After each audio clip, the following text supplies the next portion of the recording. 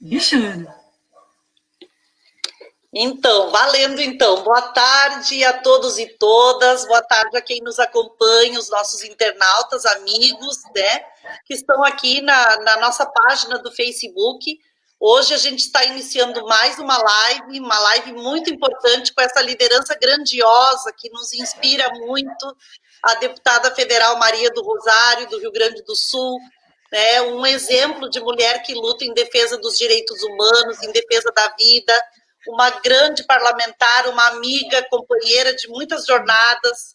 Estou muito feliz, Rosário, com a tua presença aqui e passo para ti dar um oi aí para o pessoal que está chegando e a gente já vai pedindo que quem está aí acompanhando vão compartilhando a nossa live, porque os assuntos hoje serão muito importantes para a garantia da vida da população brasileira. Obrigada, Ana, muito obrigada pelo convite para estar aqui contigo. Eu quero abraçar todas as nossas amigas e amigos que acompanham essa live, dizer que eu tenho grande admiração por ti, tu sabes disso, e pelo trabalho que tu desenvolve na Câmara Municipal, trabalho também, e adoro quando ela aparece. E eu mostrei primeiro, antes de abrir as minhas Fridas, as Fridas, né? E ela também mostrou, né? A Sofia trouxe a Fridinha nossa aqui também. A Sofia ama a Frida Kahlo. E nós estamos muito inspiradas também em produzir mudanças na sociedade brasileira e no mundo. Eu acho que isso nos inspira e por isso a gente tem uma relação diferenciada. Eu fico muito feliz realmente com o convite, porque eu quero manter essa relação diferenciada, afetiva e politicamente com as mulheres que eu tenho como minhas irmãs na caminhada. Isso é importante para mim, eu acho que é importante para todas nós, que possamos fazer da política um lugar diferenciado e com os valores que a gente carrega, com unidade e força. Que bom, Maria, muito obrigada mesmo por teres aceito o nosso convite. Esse momento nosso é tão desafiador, o momento político que a gente vive, né? Essa crise sanitária, essa crise de saúde, a crise política, são tantos motivos para a gente se entristecer, desanimar na caminhada, mas nós somos movidas por esperança, né? A nossa luta é por uma sociedade de direitos, plena de liberdades, plena de afeto, de amor, de carinho, cuidado. Isso é raro hoje, nesse momento assim neoliberal e fascista, mas nós temos pessoas que nos inspiram a plantar o amor, semear a esperança, e tu és uma dessas pessoas, uma mulher cheia de afeto pelo povo brasileiro e gaúcho. Então, eu quero começar a nossa live, como eu faço sempre com as nossas convidadas e os convidados, oferecendo um poema. E para ti, eu separei hoje um trecho do Bertold Brecht, que diz o seguinte: primeiro levaram os negros, mas eu não me importei com isso, eu não era negro. Em seguida, levaram alguns operários. Depois, prenderam os miseráveis. Eu não me importei com isso, porque eu não sou operário e também não sou miserável. Mas depois prenderam os miseráveis. Me perdi aqui, que eu me emociono. Depois agarraram os desempregados. Mas como eu tenho emprego, também não me importei. E agora estão me levando. Mas já é tarde. Como eu não me importei com ninguém, ninguém se importa comigo. Então, essas palavras do Bertold Brecht, escritas já há tanto tempo, elas remetem para nós a importância da dor do outro, né? E nós estamos num momento em que vidas importam, em que a dor do outro importa, que essa pandemia tem trazido um sentimento de solidariedade entre nós, que a luta pela vida é a mais valiosa de todas, independente dos partidos e das ideologias. É uma luta universal, né? E eu acho que nós estamos diante de uma pessoa que se importa muito, né, com a dor das crianças, das mulheres, do povo brasileiro, das trabalhadoras, se importa com direitos humanos, uma liderança que sofre muitas vezes muito preconceito e sofre com o ódio dessa burguesia, né, que não não quer a construção de uma sociedade baseada nos pilares da solidariedade, da sororidade, né, da paz, do amor. Então, eu queria te dedicar, Rosário, esse trecho do Bertold Brecht, para dizer o quanto importante, mesmo tu sendo mulher, mesmo tu sendo branca, o quanto tu te importas com as minorias, com os públicos que mais sofrem a desigualdade no nosso país. E eu começo falando de uma postagem que tu escreveste nos últimos dias, que dizia o seguinte: em 2019, a polícia brasileira matou 17 vezes mais pessoas negras do que os Estados Unidos.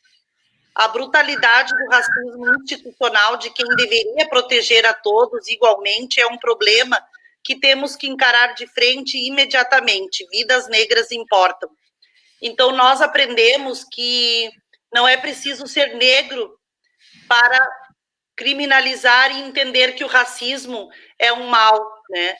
E eu gostaria que tu começasse abrindo a tua fala, pegando essas palavras do Bertold Brecht, e também que a gente pudesse falar desse momento tão crítico que a gente enfrenta com relação à violência da polícia brasileira, ao extermínio da população jovem, negra, de periferia, ao que acontece nos Estados Unidos, a relação, né, dessa política de Donald Trump e também de Temer e agora de Bolsonaro.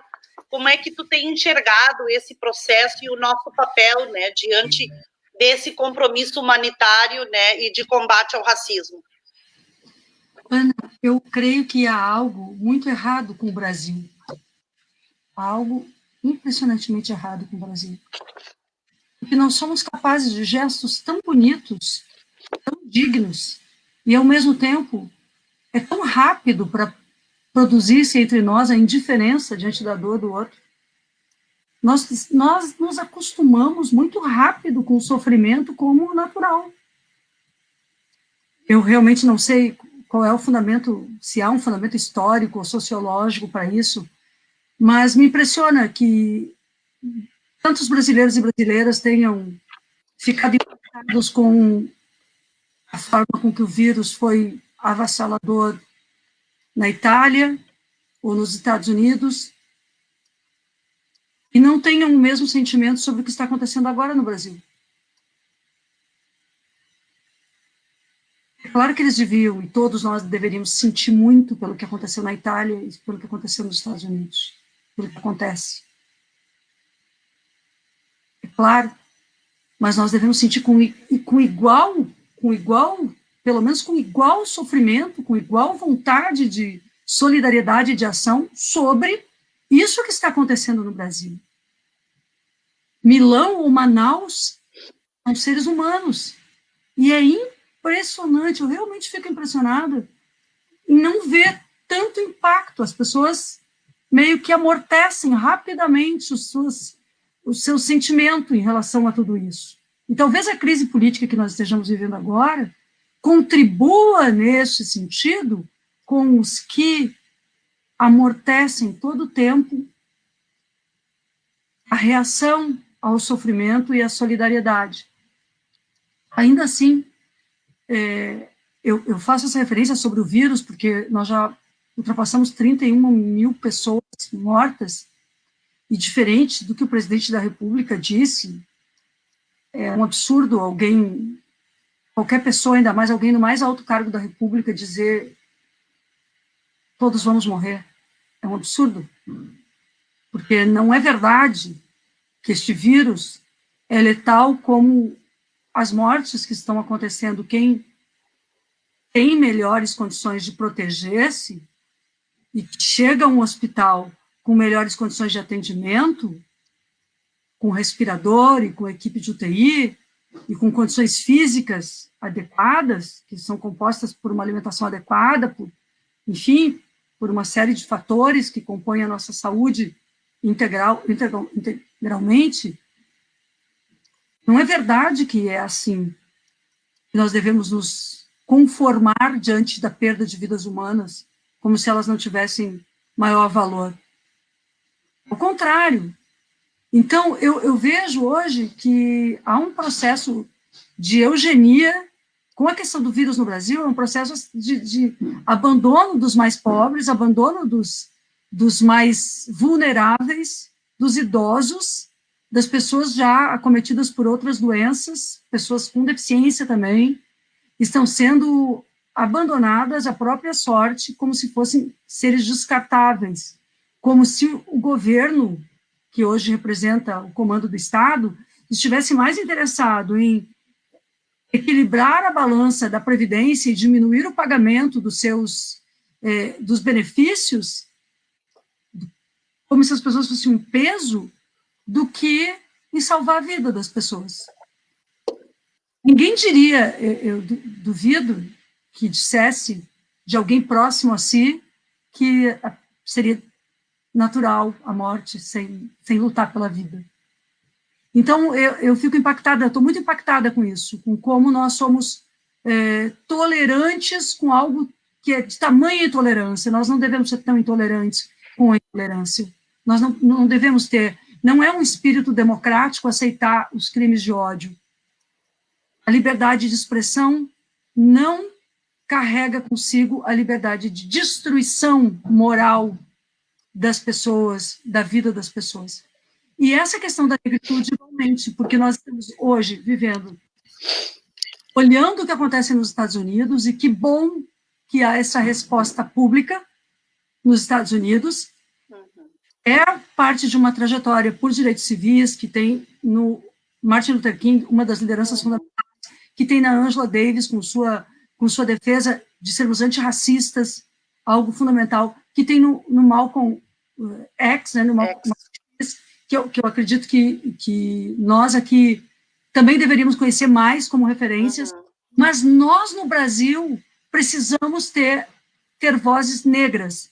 E quando os negros e negras escrevem vidas negras importam, essa semana eu tive uma reflexão importante com algumas pessoas que me disseram, não adianta a gente dizer ao mesmo tempo vidas negras importam e todas as vidas importam, porque que todas as vidas importam, parece que a humanidade percebeu, talvez alguns não, tanto é o governo brasileiro agora em relação ao coronavírus. Há setores que não perceberam que todas as vidas importam, mas, na verdade, as vidas negras têm importado menos, e há uma autorização para matar.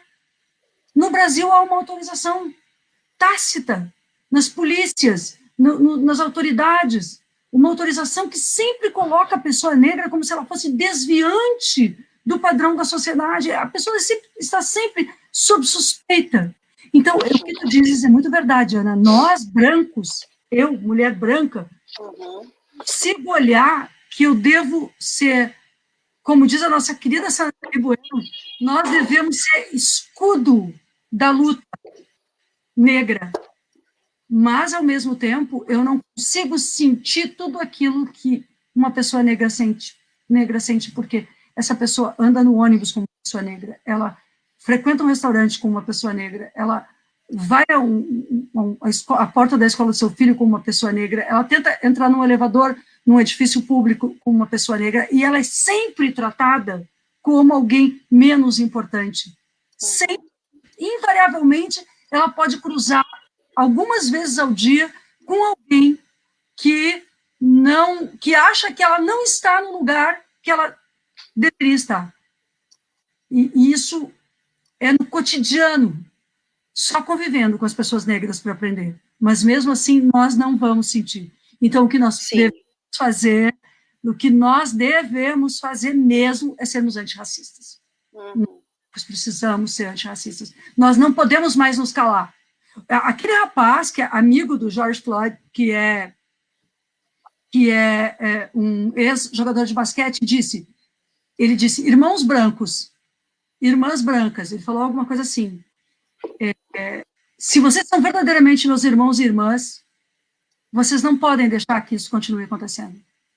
Então, se nós, Ana, nos sentimos irmãos e irmãs das pessoas negras, nós não podemos deixar que isso aconteça. E é, obviamente, nossa missão como brancos nos colocarmos na frente da violência que está acontecendo contra as pessoas negras. O nosso corpo tem que estar na frente. Por que o nosso corpo tem que estar na frente? Porque as balas não são perdidas no Brasil. As balas sempre são direcionadas. Elas são... Como as balas são perdidas, elas sempre encontram um corpo negro, não é? Sim. Sempre encontram uma família negra, primeiro.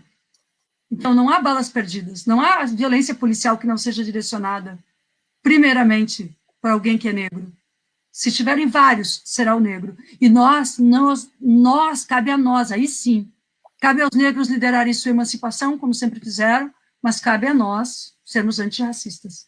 Eu acho que é isso que eu queria dizer naquela postagem ali. Sim, eu entendi muito bem o espírito e eu sabia que a tua fala, ela vinha ao encontro disso que o Bertoldo Brecht falou. Nós não estamos nessa condição, nem eu, nem tu, mas a gente se importa. Isso me dói muito, isso importa muito para mim. Então, eu acho que a gente acredita, né, nesse movimento que a comunidade negra constrói já há muito tempo, denunciando o racismo estruturante. A gente sabe que parte deles essa luta, e é com esse protagonismo, né, que ela acontece, mas nós também temos o nosso papel, né, que é de não nos omitirmos e nos importarmos, né, isso não é natural, isso não é normal. Bom, aqui o pessoal, então, dando as boas-vindas, né, a Rawane, duas mulheres incríveis, a Bruna, minha filha, mulheres maravilhosas, o Carlos, né, boa tarde, vereadora, Daniel, que lindeza essa live, duas mulheres de luta, e que não se... eu sou péssima aqui na leitura dos recados, que não se curvam dos desafios e do bom combate.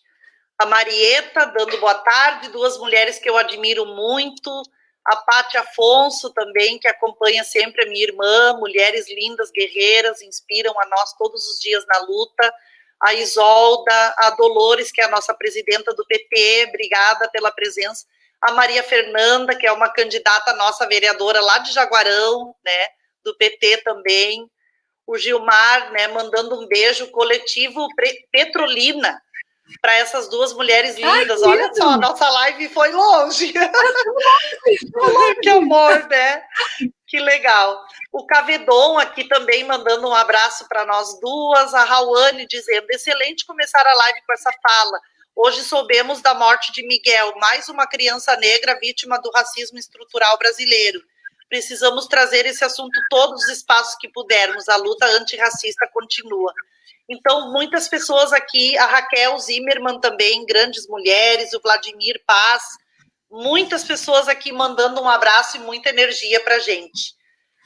Bom, Ana, se eu olhar para baixo aqui, eu já vou explicando, eu estou participando da sessão da Câmara, tá? Sim, eu tenho as duas coisas, mas como eu sou mulher, desdobrando. Eu fazer mais que uma, na boa. A gente faz muitas coisas, né, querida? Mas é isso, a gente vai acompanhando, roubando um pouquinho do teu tempo, assim, porque isso também nos traz muito calor humano, né? A gente fez lives aqui sobre saúde mental, conversamos sobre assuntos muito importantes, assim, que trazem esperança para as pessoas também. Rosário, eu queria que tu falasse um pouquinho agora da nossa temática de mulheres. Ontem nós realizamos aqui uma reunião virtual para tratarmos do tema da violência contra mulheres, conseguimos reunir toda a rede de proteção às mulheres, a delegada de polícia, que nós temos uma DEAN inaugurada recentemente aqui em São Leopoldo, a promotoria, né, a vara da violência doméstica, o CONDIM. Tivemos uma reunião ontem de 2h30, assim, procurando as estratégias que a gente precisa construir, os mecanismos agora para ajudar as mulheres que estão vivendo o machismo reforçado com o tema do isolamento. A gente sabe que a crise econômica, a falta de renda, né, essa luta toda pelo acesso ao alimento, tudo isso amplia mais, né, o tema da violência. E tu foste proponente de uma legislação muito importante na Câmara Federal, a qual quero te agradecer, né, como vereadora, pela proteção às mulheres brasileiras nesse período de pandemia, tratando o sistema de proteção como um serviço essencial. E isto foi aprovado na Câmara, no Senado. Eu queria que tu falasse para nós, para o pessoal que nos acompanha, o que está previsto nessa lei, né, qual o olhar que se dá o Estado brasileiro às mulheres que enfrentam a violência doméstica. Bem, Ana, a gente se deu conta que a pandemia é um período que a violência doméstica está se ampliando, não é nem pela rede de que colhe as denúncias, mas é pelo feminicídio. A gravidade da questão no Brasil, e também outros países que tiveram esse processo necessário de isolamento, eles também vivenciaram o aumento da violência doméstica. E no Brasil, nós percebemos o aumento dos feminicídios. E isso, já no início, eu fui procurada por representações da sociedade civil e nós fizemos um diálogo com mulheres que tratam do enfrentamento à violência, com o Coletivo Feminino Rural, aqui no Rio Grande do Sul, com entidades nacionais, com a Rúbia também, com a Télia, as mulheres que trabalham, atuam junto à defesa dos direitos da mulher, junto ao nosso mandato também, e elas escreveram uma proposta e nós apresentamos. O que é essa proposta? A proposta depois foi alterada em vários aspectos na Câmara, eu creio que ela foi melhorada, com a participação da bancada feminina, porque eu convidei a bancada feminina para ser coautora, e nós tivemos cerca de 35 deputadas que assinaram como coautoras. Então, nós fizemos um trabalho muito coletivo, que é um resgate da bancada feminina, que nessa legislatura estava tendo grande dificuldade de atuação conjunta.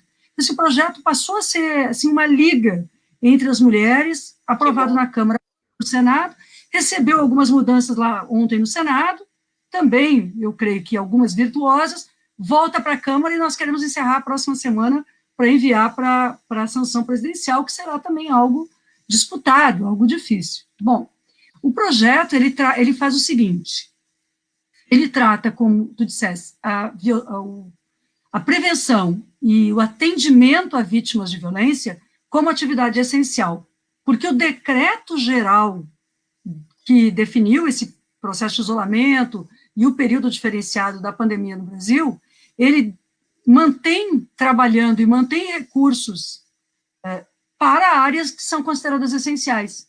Então, nós constituímos aqui uma equivalência do atendimento à vítima de violência de uma situação de saúde, uma situação de segurança, uma situação de atendimento para a vida, né?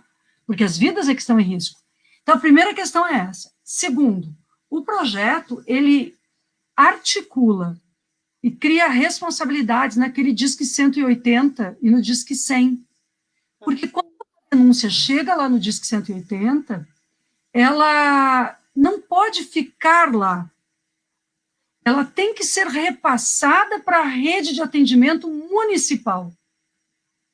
E aí o projeto diz que a rede municipal de atendimento, através das delegacias ou através do sistema de atendimento, ele é preciso verificar a situação daquela mulher. Não só o Disque 180 e o Disque 100 são, no caso das crianças, porque daí entraram as crianças, adolescentes, se a denúncia entrar de violência pelo Disque 100, também tem que otimizar as condições do Conselho Tutelar local. No caso das mulheres, é o 180, mas aí tem uma porta de entrada da denúncia, mas a denúncia continua entrando pela delegacia ou pelos serviços locais. E nós acabamos estabelecendo uma regra que possibilita que a denúncia seja feita online, mas o atendimento da profissional ou do profissional da delegacia deve ser presencial. Presencial. Estupro, de ameaça, ameaça à vida dela, né? E feminicídio. Isso não pode fechar a delegacia para essas questões que precisam de perícia ou de atendimento presencial. Mas violências como violência patrimonial e outras também pode ser online. O que significa que nós podemos ser mais rápidos no atendimento à mulher, mesmo com menos pessoas atuando numa delegacia. Além disso, a medida prevê que fica ampliado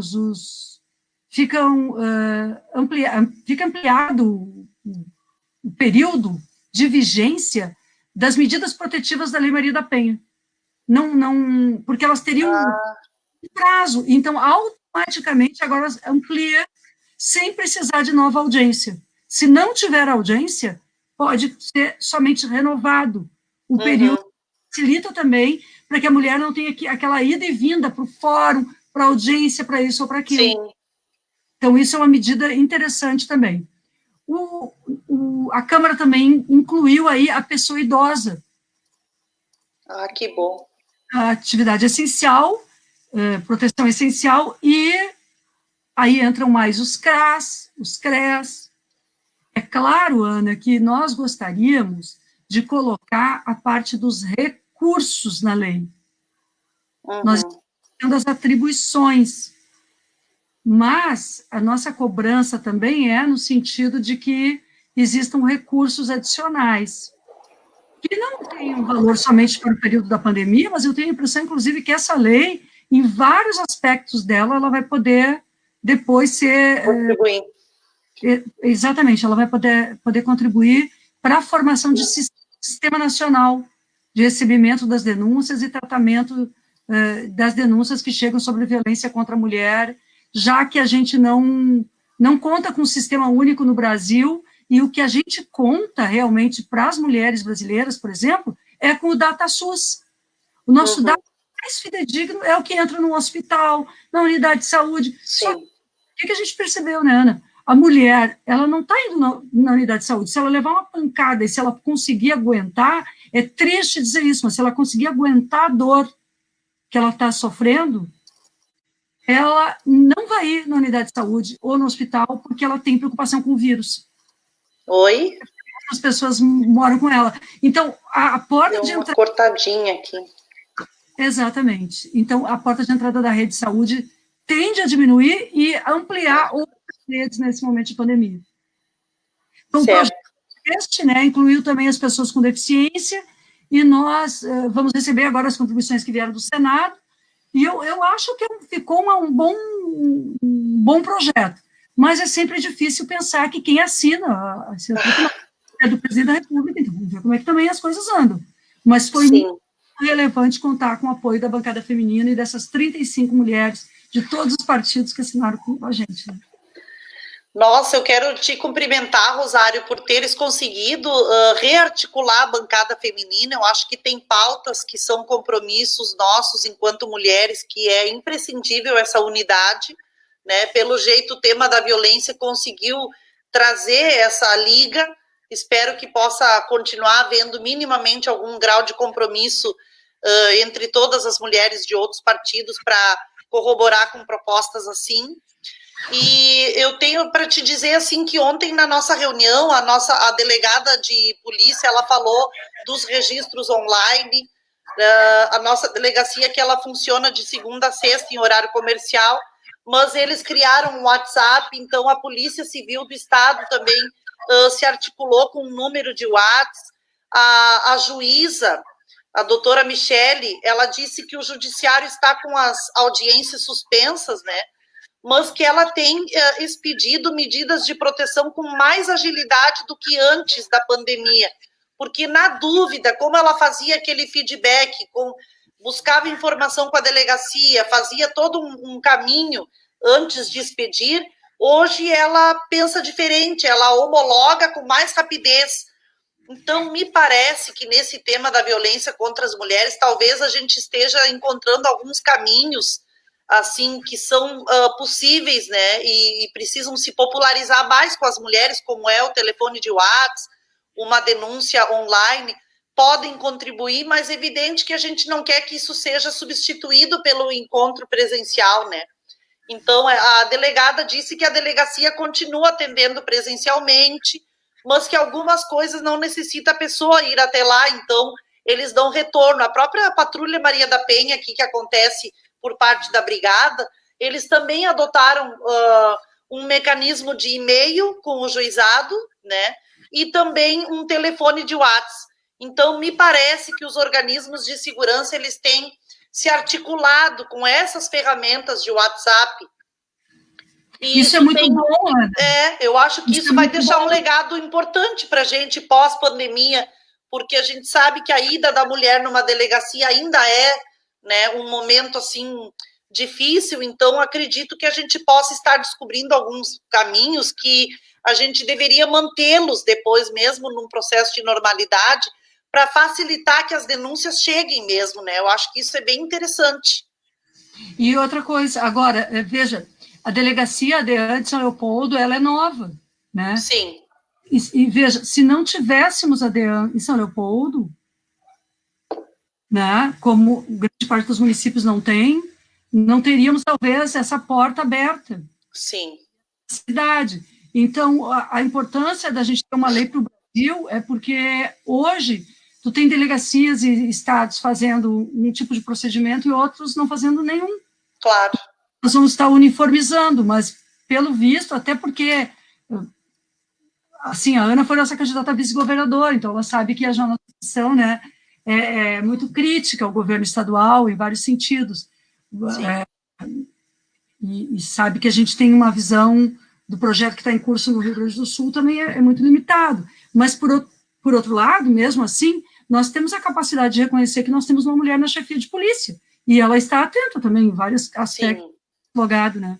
E o fato de estar em São Leopoldo, no caso, já também reforça essa possibilidade. Agora, a grande parte dos municípios não tem, né? Claro. Sim, nós aqui lutamos 25 anos por essa delegacia.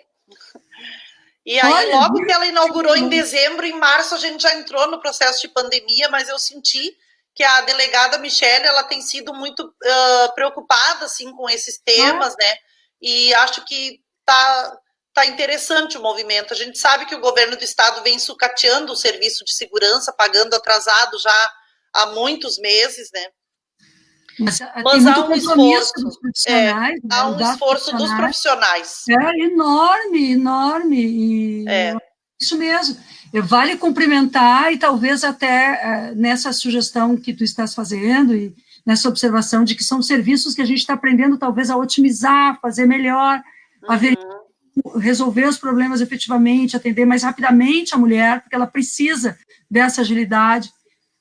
Eu diria que talvez até ver essas experiências depois vai vir a ser bastante importante para a gente analisar e criar procedimentos mais adequados. Vamos dar uma lidinha aqui, ó. Olha a Bruna, a confissão da Bruna, ó. Por isso que eu votei em ti, Rosário, tu é maravilhosa, Bruna Afonso, tu sabe que tu tem um voto aqui em casa para federal. Eu adoro, eu sou fã dela. Nossa, ela te ama. O Vladimir Paz também elogiando, né? Deixa eu seguir um pouquinho mais para baixo aqui para não. Nossa, o André Muscoff, meu Deus do céu, não acredito. Esse querido agora em Minas Gerais. Eu tenho livros dele, assim, da turma aqui. Eu cheio de livros de direitos humanos aqui. Querido, ele está aqui com a gente. Para quem não acompanha, né? Quem está de longe aí, quem é mais de perto. Mas o André já é uma referência muito importante nesses estudos sobre diversidade religiosa, diversidade sexual, liberdade, diálogo interreligioso, as questões LGBTI. Muito obrigada, André, por acompanhar. Que maravilha que ele está aqui. As mulheres da cooperativa Mundo Mais Limpo, orgulho de vocês, só mulheres, elas fazem sabão, guri, elas estão distribuindo sabão nas comunidades. Economia solidária. Azeite de cozinha, são umas guerreiras. Nossa, um abraço para vocês. O Rodrigo Castilhos, né, desafiando aqui o debate, como é que a gente garante, em tempos de pandemia, né, num governo genocida, ter esperança e afirmar direitos humanos. É difícil, né, Rodrigo? Vamos falar sobre isso, Ana? Podemos. Acho que agora vamos achar, Rodrigo, vamos achar esperança. Vamos achar esperança. Hoje eu falei muito isso, eu estava conversando aqui em casa, e disse assim, olha, eu realmente assim, tiro o chapéu, torna-se cada vez mais uma referência dos escritos e na forma de vida o Paulo Freire, no esperançar, né? Esperançar. Então, Rodrigo, eu estou preferindo essa palavra como verbo, né? Porque o verbo, se a gente toma do Paulo Freire a proposta dele de falar em esperança como esperançar, nós nos tornamos os agentes. E onde é que está a esperança? Se não na nossa própria capacidade de ação. Sim. Isso, porque a gente está falando com pessoas que estão em luto. É verdade. Todas nós estamos em luto. Vamos pensar a verdade. Se a gente se importa. A gente se importa, né? Esse país está vivendo um luto. Não é normal se não viver um luto.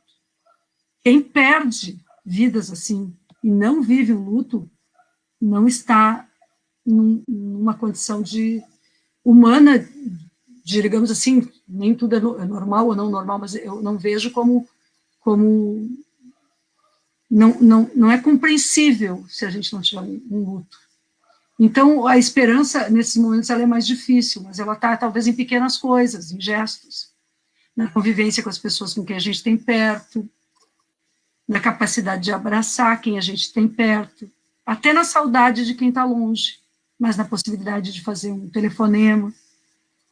O mais difícil, no meu modo de ver, é quando as privações emocionais, elas são as privações materiais. Porque ali, quando a pessoa não tem nada, ela está precisando muito ser acolhida.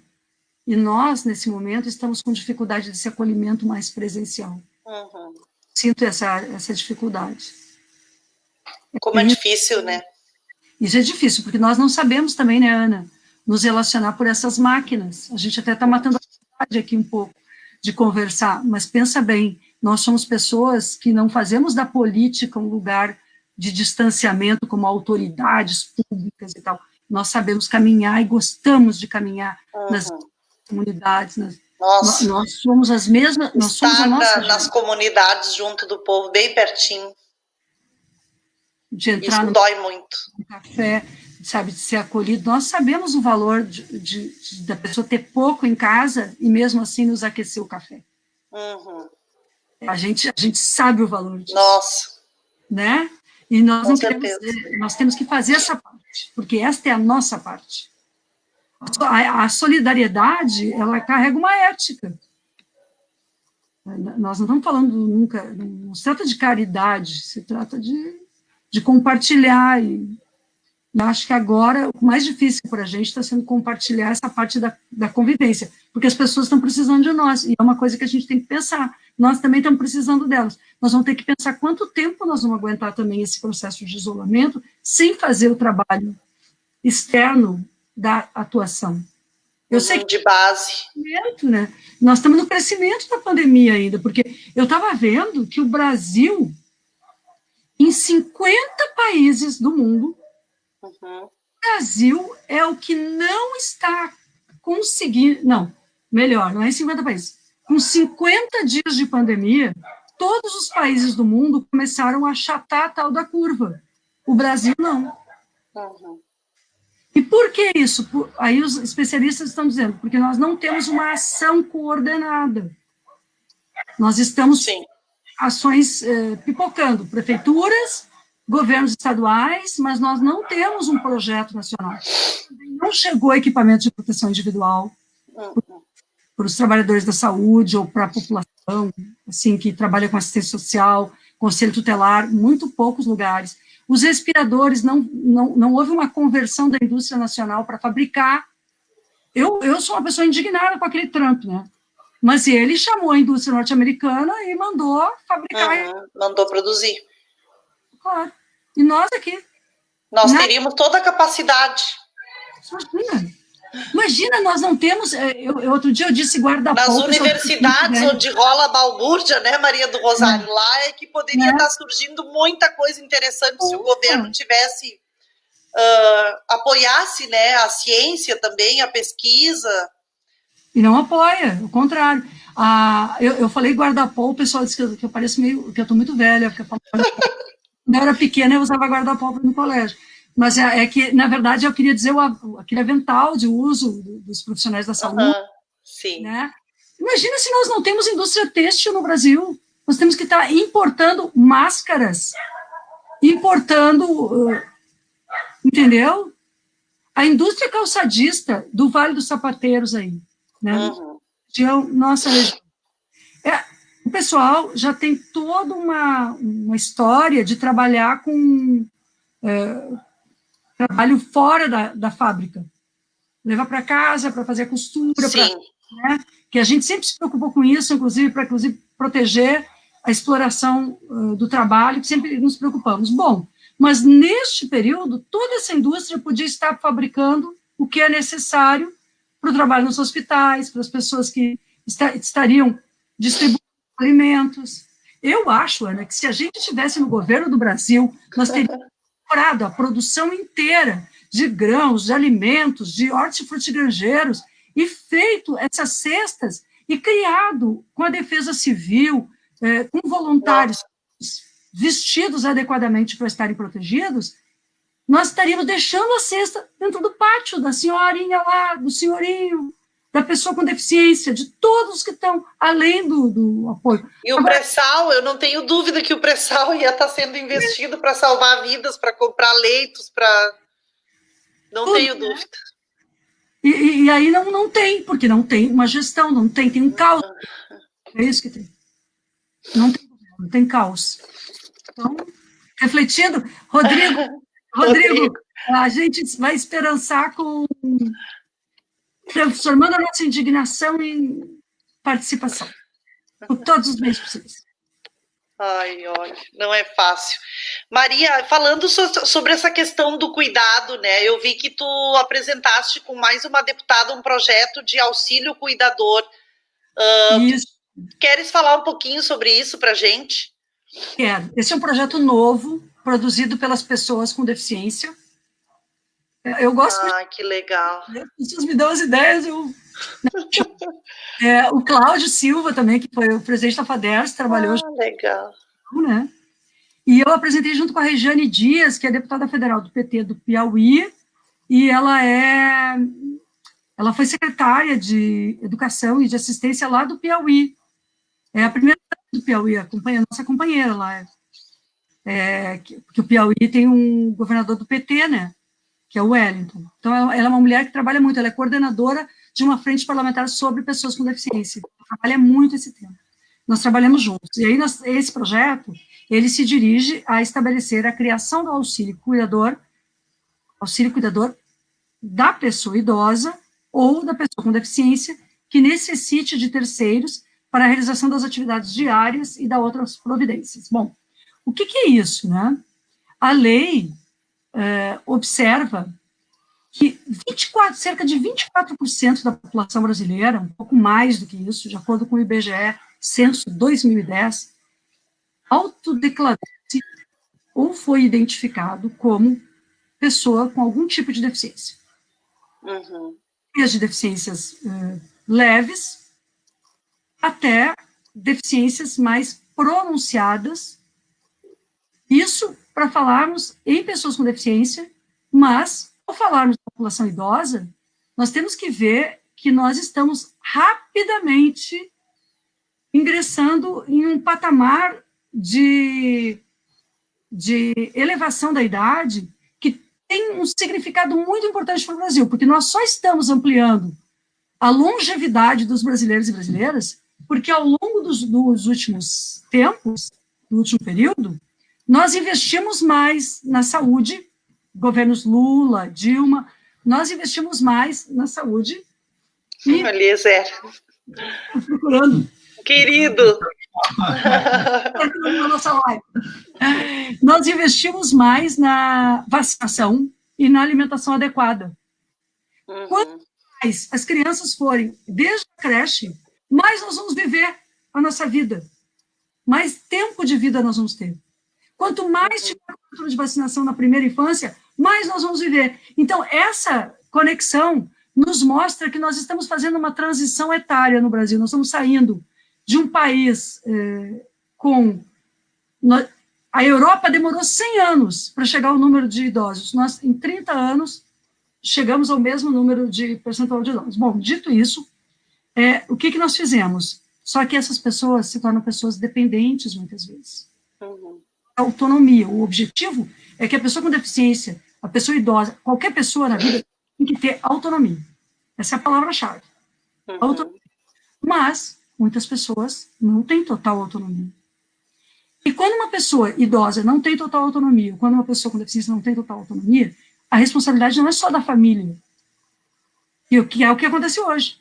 Se tem uma pessoa idosa na tua casa, uma mãe, um pai, um esposo, uma tia, aquilo é contigo.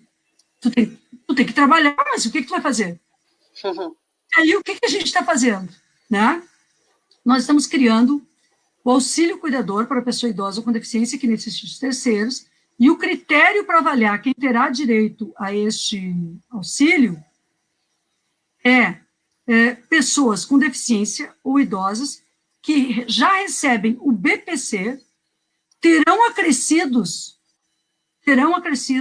um auxílio que é para pagar, não é para usar o seu BPC, que utiliza para o remédio, que ajuda em tudo. Sim. Auxílio outro. Para o cuidador. Para o cuidador. Que só vai, a família só vai receber se for comprovado que essa pessoa não tem autonomia, não tem ninguém da família com a possibilidade de oferecer esses cuidados, a pessoa ficaria sozinha. Sim. Ao mesmo tempo, se essa pessoa, que essa pessoa é pobre, que essa pessoa vive. Então, não é para todo mundo, ainda que a gente venha achar que tenha discutido muito que a renda básica deve ser para todo mundo, nós não estamos propondo para todo mundo. E é um salário mínimo para pagar o cuidador. Com isso, nós acreditamos que nós estamos atendendo pessoas e estamos gerando empregos. Com certeza. Nós achamos que é muito importante também.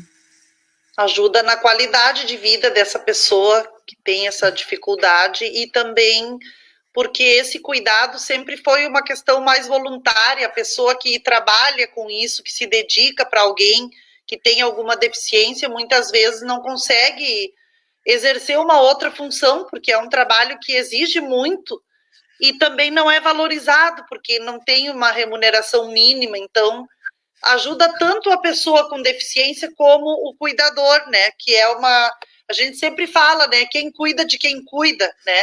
Então, quem é que vai cuidar de quem cuida? Eu acho que dessa forma o Estado brasileiro dá um suporte para os cuidadores também, porque eles têm que ter uma dedicação integral a essa pessoa, e essa pessoa também vive numa qualidade de vida diferenciada, porque ela tem uma atenção maior, né? É diferente quando a pessoa é remunerada do que fica hoje com um, amanhã com outro, com quem pode, quando dá, né?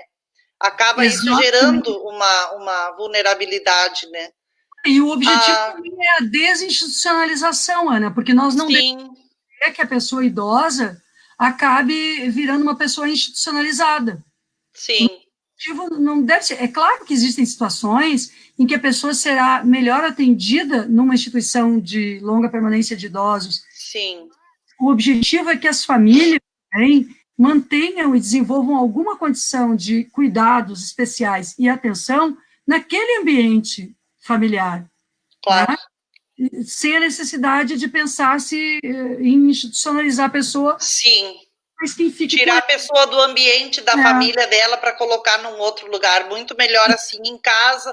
Os que precisam trabalhar vão, o cuidador fica, é remunerado, fica aquele atendimento assim com carinho também, né, com cuidado, muito bom.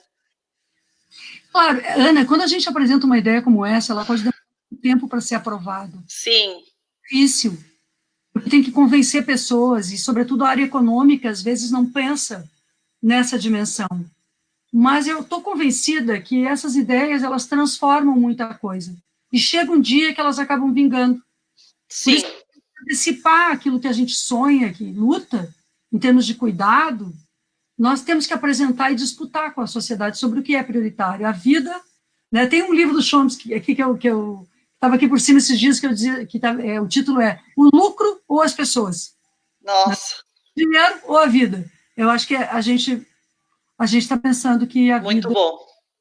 Tem valor maior. Eu sei que o caminho na Câmara Federal é longo, né, Maria? Não é tão rápido assim como a gente apresentar um projeto numa Câmara de Vereadores ou na Assembleia, mas eu quero te dizer que desde já a gente fica nessa torcida, na mobilização, né?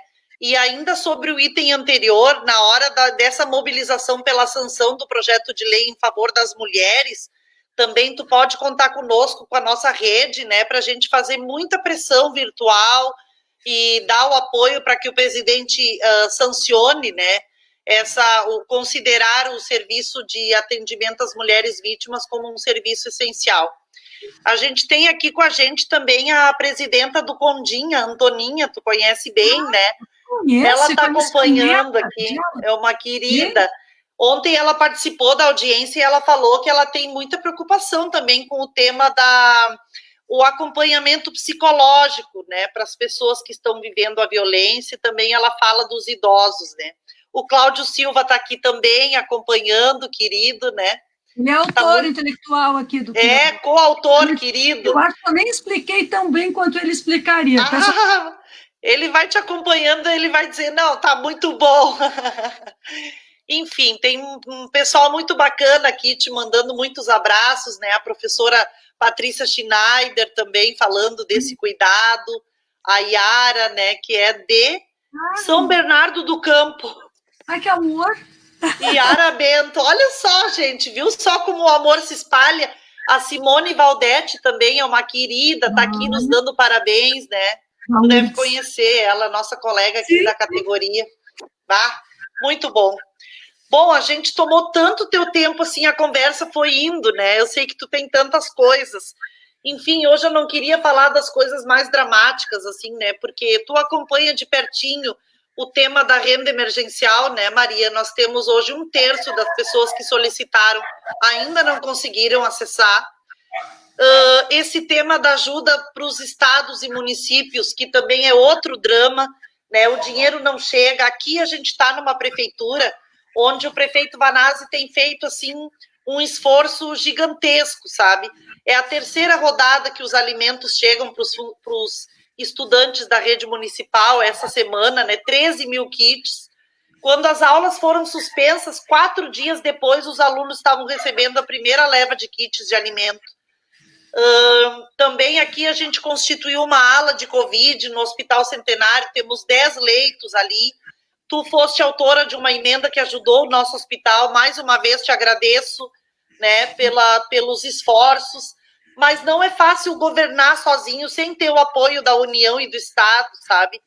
Então, tudo que for possível, assim, dentro do Congresso, esse tema da renda emergencial, para mim, me dói demais, sabe? Porque eu entendo que o isolamento social, ele é um direito dos pobres também. Não pode só a elite brasileira ficar em casa assistindo TV e se comunicando pelo smartphone, e os filhos tendo aula virtual na escola privada, e o pobre em casa, na periferia, não tendo comida, sabe? Quem vive da coleta de material reciclável, não tendo renda, não tendo emprego, as associações de moradores fazendo redes de solidariedade, caixa de leite daqui, arroz dali. O que eu vejo hoje é os que têm pouco ajudando os que não têm nada, sabe? Mas a gente não vê os grandes abrindo a mão.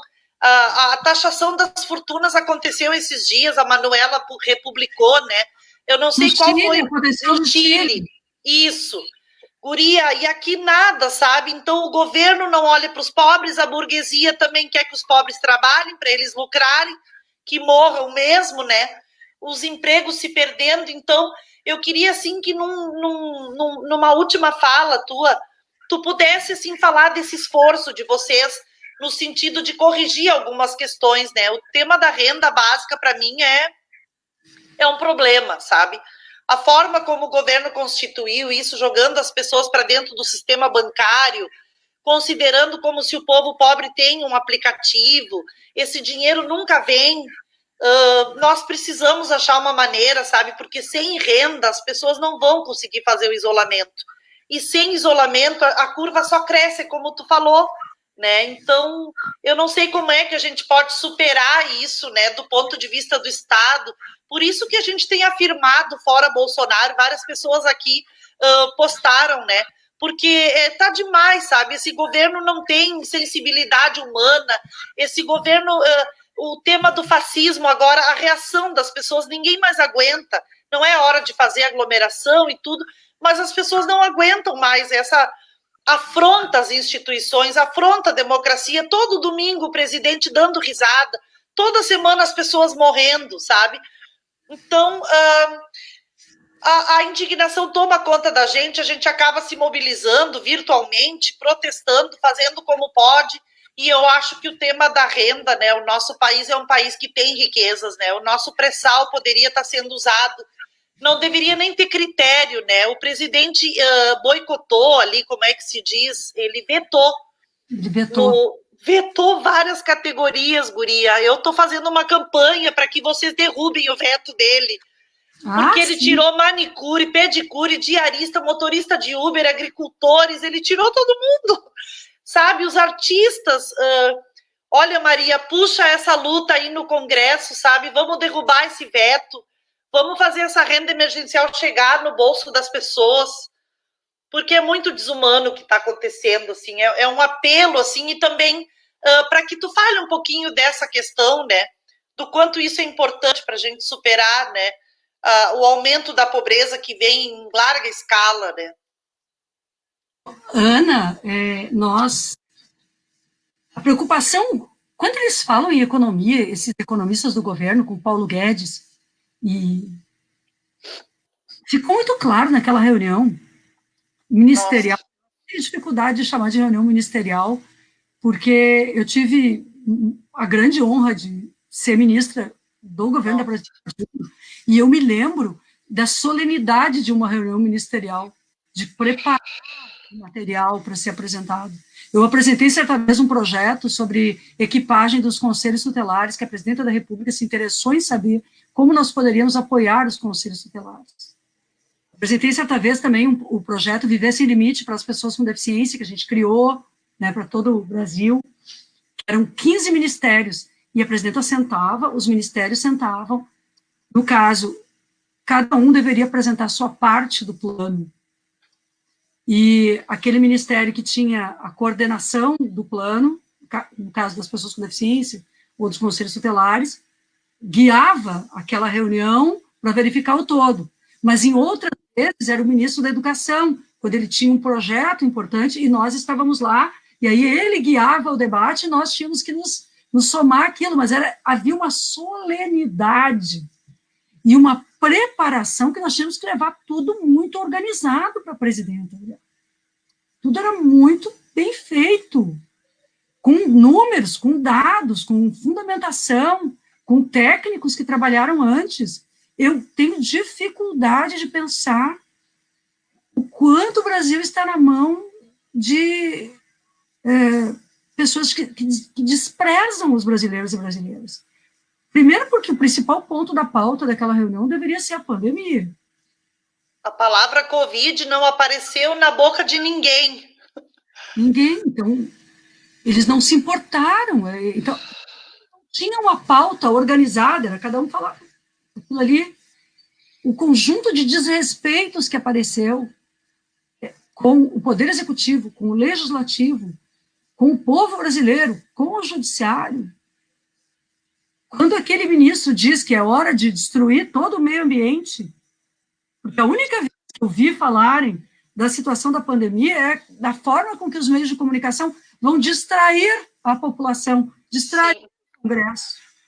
Então, um grupo de oportunistas que não tem respeito pelas necessidades que os seres humanos que não vivem naqueles palácios, naquele palácio e naquele entorno, aquelas pessoas não respeitam quem está ali. Eu fico imaginando quem lhes leva o café naquele momento, quem lhes entrega uma água, o que deve sentir se prestar um pouco atenção numa reunião como aquela.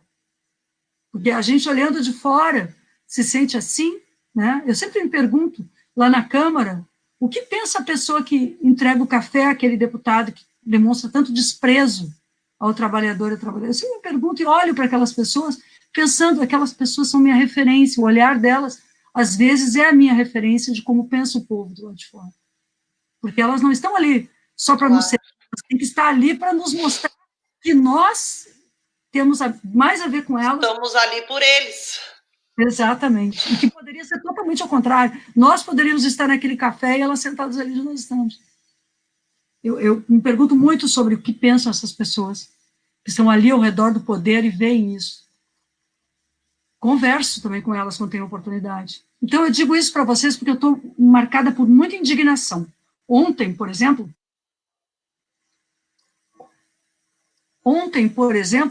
nós tivemos aqui, diz que a biblioteca vai acabar, eu vou já resolver isso aqui, deixa eu colocar. Espera aí. Ontem, por exemplo, a gente entrou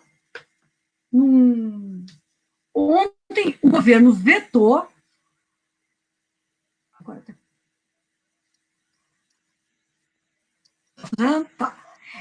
O governo ontem impediu, através de um veto, que um fundo com cerca de 8 bilhões, que é um fundo parado, um fundo que não existe, cujo dinheiro não está se movendo, com cerca de 8 bilhões de reais, a Câmara dos Deputados trouxe esse dinheiro para ser distribuído totalmente para os estados e municípios. O governo vetou. Porque o governo pretende, né, que o dinheiro vá para o pagamento da dívida, para os rentistas, para quem está especulando. E justificou o veto dizendo isso, que esse dinheiro deveria ser destinado que, na verdade, é às grandes famílias milionárias do Brasil, ou até estrangeiros, que recebem. E são 8,5 bi. Nós aprovamos isso. Há uma indignação, que daí já está transcendendo nós que somos de oposição. Há quem não tenha mais o que explicar. Agora, por outro lado, eu acabo de ouvir um deputado, agora há pouco, no plenário da Câmara dos Deputados, que é do Rio Grande do Sul, defendendo que nós temos que fazer as reformas. Sempre esse discurso das reformas. Me diga uma reforma que tenha algum benefício para o Brasil, para o trabalhador e para a trabalhadora. Prometeram que a reforma trabalhista iria trazer benefício, não trouxe. Prometeram que a reforma... Aí disseram, é preciso fazer a reforma da Previdência. Fizemos a reforma da Previdência, perdemos ainda mais. Agora, inclusive, os servidores, além dos trabalhadores em geral terem perdido, o servidor público, a professora do Estado, o brigadiano, policial, além de não ter o salário pago em dia aqui no Rio Grande do Sul, teve um aumento incrível na alíquota de contribuição previdenciária. Tudo para as pessoas perderem. As pessoas não estão mais conseguindo sustentar o dia a dia do pão, leite, feijão, arroz, porque já cortaram o resto. Então, a crise que nós vamos viver agora, que nós estamos vivendo, é uma crise do modelo econômico. Não há solução com esse neoliberalismo, não há solução com o sistema capitalista para a população mundial. Essa população aumentou 30% no mundo, o número de pessoas em extrema pobreza neste período do início do ano até aqui com a pandemia. 30% caiu de uma condição de pobres para extrema pobreza entre todos os países do mundo. Por quê? Aumenta 3 meses. Em 3 meses, joga as pessoas... É como a casa. A família não tem. A família... Um mês que ela não tem salário, ela não aguenta. Se ela não aguenta um mês de salário... Então, nós vamos passar, por exemplo, um momento muito difícil, mas eu tenho que defender realmente, talvez, eu concluo dizendo isso, talvez muitos ainda pensem, mas nós vamos propor que saia esse Bolsonaro durante a pandemia, mas não era melhor. O problema é o seguinte, é um genocida, pessoal. Com esse governo, nós não temos chance alguma de salvar vidas. Seria mais simples e mais fácil se tivéssemos condições de ser só um governo que nós não tivéssemos empatia, seríamos só oposição, mas não dá para ser só oposição. Sim. Governo criminoso, cometeu muitos crimes de responsabilidade, está ameaçando a democracia, ameaça as tropas do país. Esse governo ameaça pessoas como a Ana Afonso, que são oposição, assim como ameaça as lideranças negras, as lideranças mulheres, as lideranças do MST, do MAB, do movimento dos pequenos agricultores, da luta pela moradia, os parlamentares progressistas. Nós de tiro dessa gente. Eles podem realmente vir, chegar na casa da gente, nos tirar de casa. Há uma situação de exceção e de crime, como criaram em 64. Eu tenho preocupação. Se a gente tem preocupação, a gente tem uma certeza. Não é nos esquivando da luta que nós vamos impedir fascismo de avançar. Gerações anteriores já fizeram a sua parte, nós estamos prontos também para defender a democracia e lutar por ela. Com as armas da democracia. As nossas únicas armas são as da democracia, nós não somos armamentistas de armas. Verdade. Não somos, nós não temos armas, não temos, mas a gente tem a voz. É isso, enquanto eu puder falar, estaremos na luta. Né, Ana? Com certeza. Importantíssimo, então, para salvar vidas, a gente imediatamente suspender esse governo genocida, né, que não tem compromisso com o povo, e recuperarmos a capacidade que o Brasil tem, sim, de sair dessa pandemia, né, com resultados melhores do que o que a gente está vivendo hoje.